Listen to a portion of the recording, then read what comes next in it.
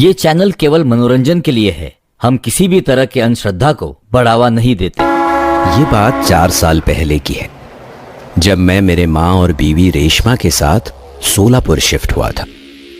मेरे बॉस ने मुझे एक घर रेंट पर दिलवाया था। घर काफी अच्छा और बड़ा था। लिविंग रूम के बगल वाला कमरा माँ को पसंद आया, इसीलिए हमने उनका सामान उसी कमरे में शिफ्ट करवाया था। हम सब खुश थे, लेकिन हम ये नहीं जानते थे कि हमारी खुशी जल्द ही खत्म हो जाने वाली थी। एक दिन मैंने मेरी माँ को रेडियो सुनते हुए देखा। वो अपने कमरे में आराम कुर्सी पर गोद में रेडियो लिए बैठी थी। वो काफी खुश लग रही थी। रेडियो पर गाना चल रहा था। शिकवा नहीं, शिकवा नहीं, शिकवा नहीं। माँ को खुश देख मैंने चुपके से उनकी तस्वीर खींची। उन्हें खुश देख मैं भी खुश हो गया। लेकिन मुझे ये समझ नहीं आ रहा था कि वो पुराना काले रंग का रेडियो किसका है। माँ, ये रेडियो किसका है? अरे ये मैं जब स्टोर रूम में सामान रख रही थी, तभी मुझे गाने की आवाज सुनाई दी। आवाज टूटे हुए बक्से में से आ रही थी। मैंने बक्सा खोला तो उसमें ये रेडियो निकला। ठीक ठाक चल रहा था, इसलिए मैंने इसे रख लिया। मुझे लगा कि होगा लैंडलॉर्ड का, इसीलिए मैंने ज्यादा ध्यान नहीं दिया। लेकिन उसके बाद माँ का उस रेडियो के प्रति लगाव बहुत बढ़ गया। वो हमेशा उस रेडियो पर वही गाना सुनती। तेरे बिना जिंदगी से कोई शिकवा। यहाँ तक कि वो अपने कमरे से बाहर नहीं निकलती थी। बस वो रेडियो अपनी गोद में लेकर कुर्सी पर आंखें बंद कर गाना सुनती।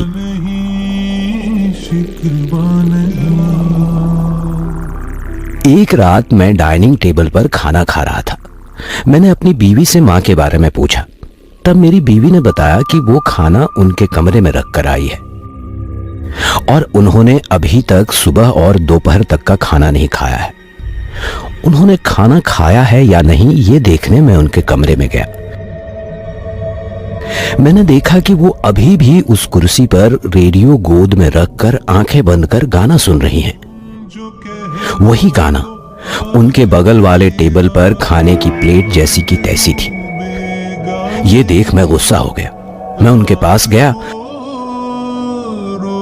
और मैंने वो रेडियो उठा लिया और उसे बंद कर दिया। ये क्या है माँ, आप खाना क्यों नहीं खा रही? हमेशा इस गंदे रेडियो से चिपकी रहती हैं आप।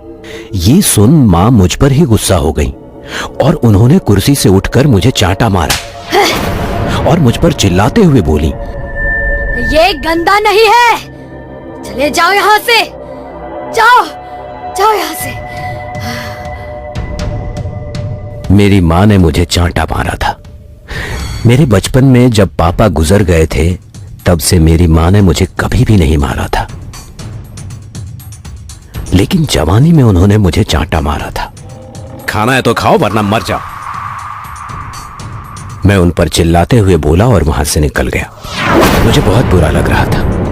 उस रात मैं बगैर खाना खाए ही बेड पर लेट गया।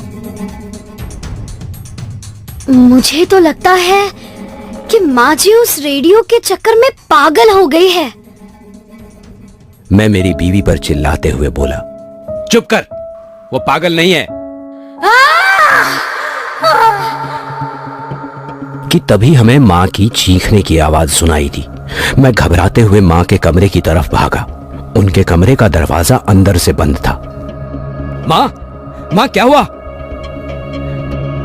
मैं कमरे के बाहर से चीख रहा था, लेकिन उन्होंने कोई भी जवाब नहीं दिया।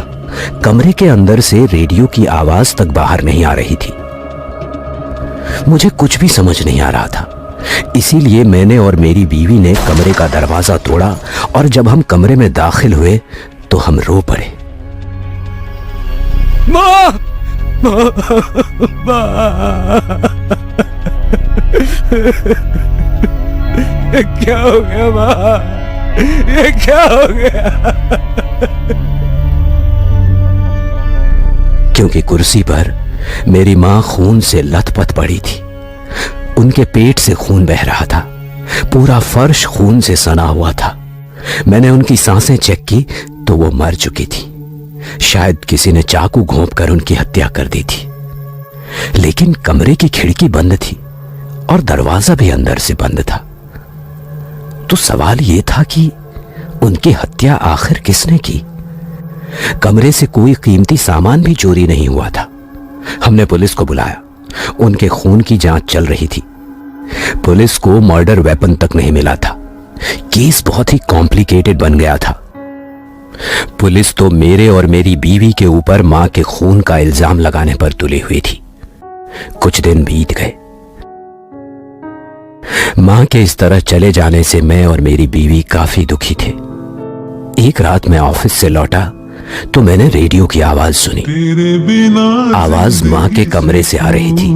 मैं उस कमरे में गया तो कमरे में मां की कुर्सी पर मेरी बीवी बैठी थी और उसकी गोद में वही गंदा पुराना रेडियो था। वो रेडियो मां की मौत के बाद से हमें कहीं भी दिखाई नहीं दिया था। न जाने मेरी बीवी को वो कैसे मिला था। मैंने बीवी को अपने कमरे में चलने के लिए कहा, लेकिन उसने मना कर दिया और उसने कहा, अब से यही मेरा कमरा है। मैं भी उससे झगड़ा करने के मूड में नहीं था, इसीलिए मैं अपने कमरे में चला गया। लेकिन उस दिन से मेरी बीवी के बर्ताव में काफी बदलाव आए। वो भी मां की तरह उस रेडियो पर वही गाना सुनने लगी। रात को यहां तक कि वो खाना तक नहीं बनाती थी। घर का काम तक वो नहीं करती थी। इसीलिए मैंने एक सर्वेंट रख लिया और मेरी बीवी 24 घंटे उसी रेडियो से चिपके हुए मां के कमरे में रहने लगी, जो कि लिविंग रूम के बगल में ही था। एक दिन मैं ऑफिस में काम कर रहा था कि तभी लैंडलॉर्ड का कॉल आया। मैंने रेंट भरने में देरी की थी, इसीलिए उन्होंने कॉल किया था। बातें करते हुए उन्होंने मुझे मां के बारे में पूछा। तब मैंने उन्हें बताया कि उनका देहांत हो चुका है। मां के साथ बहुत बुरा हुआ, लेकिन ये सब कैसे हुआ? रोज की तरह मां रात को लिविंग रूम के बगल वाले कमरे में रेडियो सुन रही थी। तेरे बिना जिंदगी से कोई शिकवा तो नहीं, ये उनका पसंदीदा गाना था। जब मैंने उन्हें देखा था तो वो चैन से वो गाना सुन रही थी, लेकिन जैसे ही मैं कमरे में गया कुछ ही देर में उनकी चीख सुनाई दी। हम जैसे ही वहां पहुंचे, किसी ने चाकू घोंपकर उनकी हत्या कर दी थी। ये सुन लैंडलॉर्ड चौंक गया। दीक्षित जी, कुछ तो गड़बड़ है, बहुत बड़ी गड़बड़ है। क्या गड़बड़ है? अब आप ये मत कहना कि वो रेडियो काले रंग का है और आपकी माताजी को वो घर में कहीं पर मिला था। हाँ, बिल्कुल वैसा ही है। आप मेरा यकीन नहीं करेंगे, मैं और मेरे पिताजी हम दोनों ही इस घर में रहते थे। पिताजी अकेले होने के कारण उनका उस वक्त साथ देने के लिए बस ये रेडियो ही था। वो हर शाम इस पर एक ही गाना सुनते रहते थे। पता नहीं, शायद उनको मां के गुजर जाने के बाद बहुत अकेला महसूस होता था और शायद इसी तन्हाई में घुट घुट कर उन्होंने अपनी आखिरी सांसें ले ली और शायद उनकी आत्मा ही उस रेडियो के अंदर कैद होकर रह गई हो और उनकी वजह से ही आपकी माताजी की ऐसी अचानक मौत हो गई। ये सुन मेरी सांसें रुक सी गई थी। वो रेडियो ही था जिसकी वजह से ये सब हो रहा था और अब वो रेडियो मेरी बीवी के पास था। मुझे मेरी बीवी की चिंता हो रही थी। मैंने तुरंत उसे कॉल भी किया, लेकिन बार बार कॉल करने के बाद भी वो कॉल रिसीव नहीं कर रही थी। मैं तुरंत ऑफिस से घर की तरफ निकल पड़ा।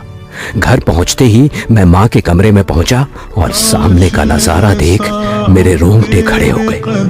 मेरी बीवी कुर्सी पर बैठी थी और उसके हाथ में चाकू था।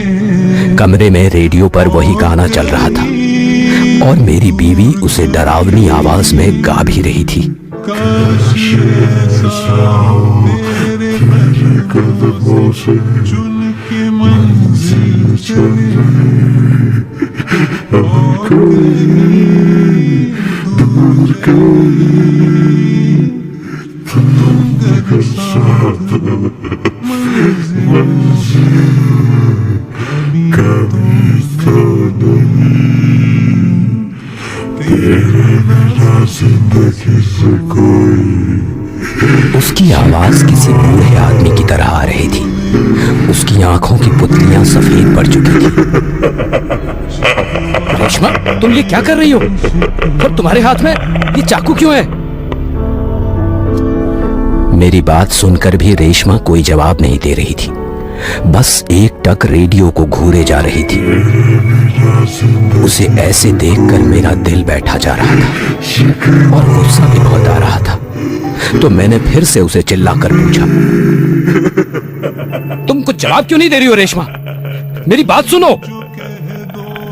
मैं रेशमा नहीं हूं।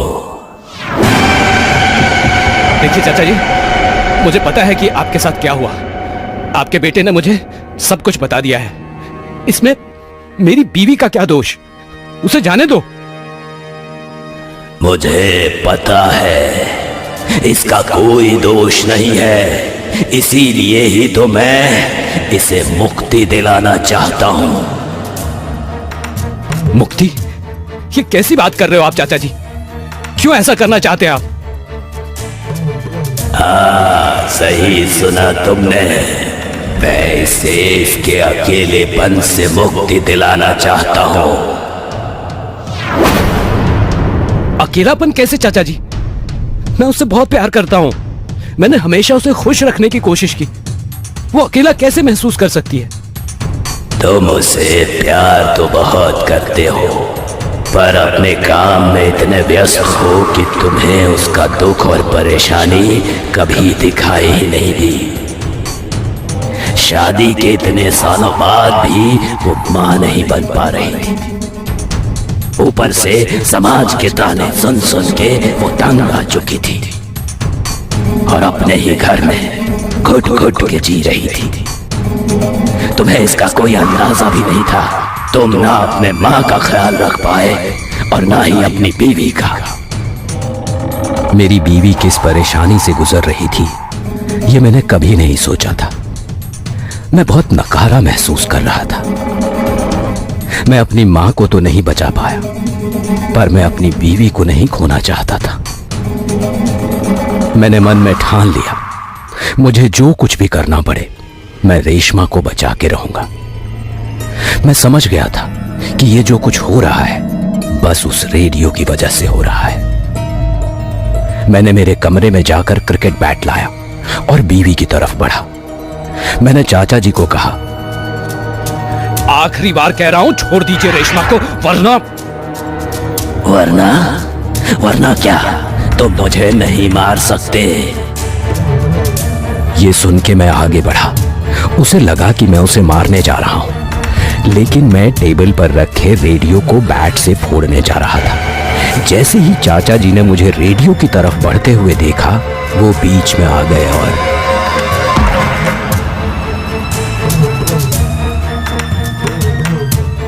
उस रात बैट रेडियो की जगह रेशमा के सिर पर जा लगी और उसी वक्त उसकी मौत हो गई थी। मैं अपनी रेशमा को भी नहीं बचा पाया। मेरे ही हाथों उसकी जान चली गई। मैं बेजान पड़ी अपनी बीवी को गोद में लेकर देखता रहा कि वो कैसे मुझे इस दुनिया में अकेले छोड़ के चली गई थी। तेरे बिना जिंदगी से कोई शिकवा तो नहीं, शिकवा आज भी ये रेडियो अकेले लोगों को उनके अकेलेपन से मुक्ति दिलाता है और आज भी ये रेडियो अपने अगले शिकार की तलाश में है। दोस्तों, हमारे चैनल खूनी संडे 555 को सब्सक्राइब करना ना भूलिएगा।